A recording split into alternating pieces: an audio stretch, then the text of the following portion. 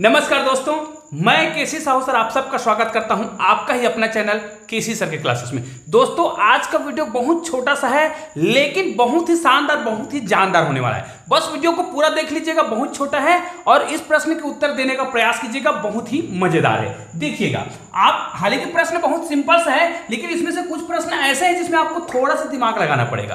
कैसे कैसे देखिएगा, यहां पर लिखा है टेलीफोन के डायलिंग पैड के सभी अंकों का गुणा करेंगे तो उत्तर कितना आएगा, ये आप मुझे तुरंत फटाफट कमेंट करके बताइएगा। फटाफट कमेंट कीजिए, ज्यादा मत सोचिए। यहां पर देखिए एक पुस्तक है ना, एक पुस्तक को यदि हम देखें तो वो लेफ्ट से 7वें नंबर पर है और यदि उसको राइट से काउंट करें तो 9वें स्थान पर है। आप जानते हैं ना कि पुस्तक को ऐसे हम पुस्तक रखने का दराज होता है या रेक होता है, उसमें जब हम पुस्तक को रखते हैं तो वो पुस्तक जो है यदि हम लेफ्ट से गिने तो 7वें नंबर पर है और राइट से गिने तो 9वें स्थान पर है। तो आप बता सकते हैं कि क्या उस दराज में या उस रेक में कुल कितने पुस्तक है। फटाफट कमेंट कीजिएगा।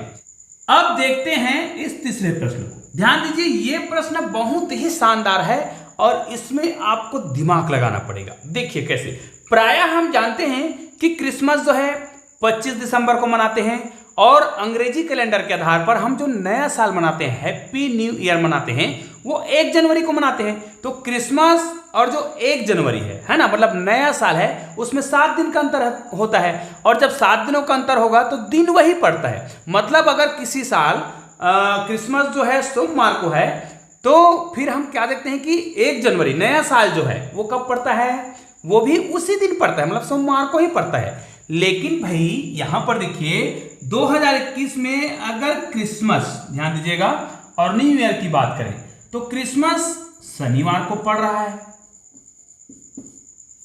और नया साल जो है वो कब पड़ रहा है, वो शुक्रवार को पड़ रहा है।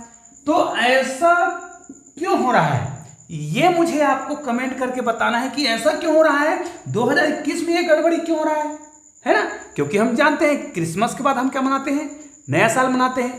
तो क्या गड़बड़ी हो रहा है, ये आप मुझे कमेंट करके बताइएगा, क्योंकि बहुत ही सरल सा इसका जवाब भी है। आइए इसके जवाब को हम देखने का प्रयास करते हैं, समझने का प्रयास करते हैं। ध्यान दीजिएगा भाई, यहां पर देखिए मैंने स्पष्ट लिखा है 2021 में क्रिसमस कब पड़ रहा है, शनिवार को पड़ रहा है, मान ले जाए, ठीक है। तो न्यू ईयर, नया साल, वो भी कब का, 2021 का। भाई 2021 का नया साल कब पड़ा, शुक्रवार को, मतलब शुक्रवार को पड़ रहा है।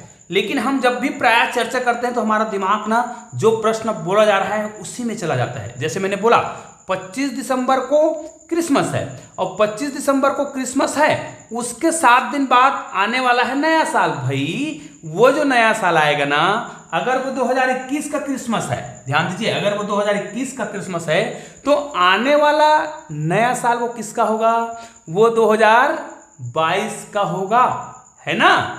तो यहां पर देखिए मैंने क्या बोला था, 2021 में क्रिसमस है ना एवं न्यू ईयर अलग अलग दिन क्यों पड़ रहा है। तो प्रश्न बिल्कुल सही लिखा हुआ है, अभी तक देख लीजिए मैंने प्रश्न को बिल्कुल भी नहीं मिटाया है। लेकिन मैं जो बोला उसको आप लोगों ने ध्यान से अगर सुना होगा तो आपने इसका उत्तर बिल्कुल सही दिया होगा, क्योंकि इसका कारण क्या है हमको समझ आ गया है। क्योंकि हम जब 2021 में क्रिसमस की बात कर रहे थे और हमने हैप्पी न्यू ईयर, नया साल भी लिखे हैं, वो भी 2021 का होना चाहिए, क्योंकि मैं जो बोल रहा था वो 2022 के आधार पर निकालते, आप लोगों ने ऐसा ही निकाला होगा, लेकिन मैंने प्रश्न में 2021 ही लिखा है, ठीक है। और हम लोग जब सोचते हैं तो 2021 का क्रिसमस तो 2022 का हैप्पी न्यू ईयर, लेकिन मैंने प्रश्न में ये किया था। तो यहां पर देखिए जो बोला जाता है ना, तो बोलने के जो तरीके होते हैं उसी में अंतर होता है। तो ये तो होगा ये वाला प्रश्न। अब देखिए इस प्रकार के प्रश्न तो बड़े ही शानदार होते हैं भाई। यहां पर देखिए इस प्रकार के प्रश्न को हम कैसे बनाएंगे। एक पुस्तक है, वो इस प्रकार का रेक रखा होता है, पुस्तक रखने का एक होता है, जिसमें एक पुस्तक को हम लेफ्ट से गिने तो वो 7वें नंबर पर है। तो यहां से गिने, चलो हम ये मानते हैं कि यहां पर कोई पुस्तक है जिसको हम बोलते हैं X, ठीक है, और ये बहुत बड़ा रेक रखा हुआ है, यहाँ पर पुस्तक बहुत सारे रखे हुए हैं। वो पुस्तकों की संख्या ही तो हमें बताने हैं ना कि कितने पुस्तक हैं, तो हम ये स्थान को मानते हैं X। अब ध्यान दीजिएगा, 2 प्रकार के हमें स्थान प्राप्त होगा।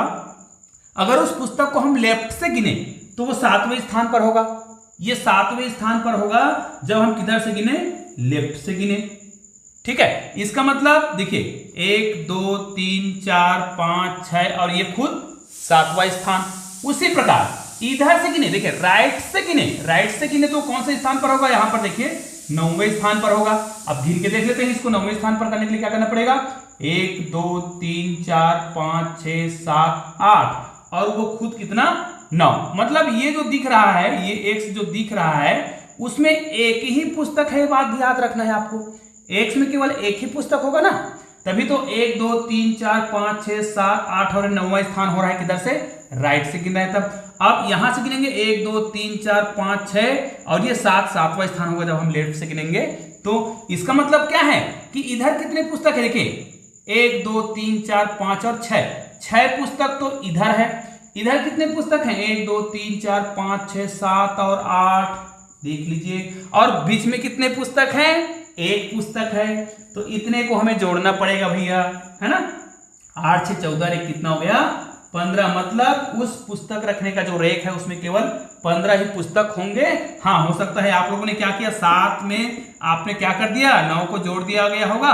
तो इस प्रकार से आपका उत्तर क्या हो जाएगा, ये गलत आ जाएगा। ऐसा नहीं होगा, आपको इस प्रकार के बनाने होंगे। हाँ, इसी प्रकार के पुस्तकों की संख्या को आपको बदल के पूछा जा सकता है, तो इसके उत्तर को आप बहुत आसानी से दे सकते हैं। जो क्रमांक दिया गया है उससे एक कम को जोड़िए, जैसे 7 दिया है तो 6 और एक वो पुस्तक की संख्या होगा, और इधर 9 दिया है तो आप क्या करिएगा, 8 को जोड़िए। इस प्रकार आप किसी भी प्रश्न के उत्तर को बहुत ही आसानी से दे सकते हैं। ठीक है, तो ये तो हो गया।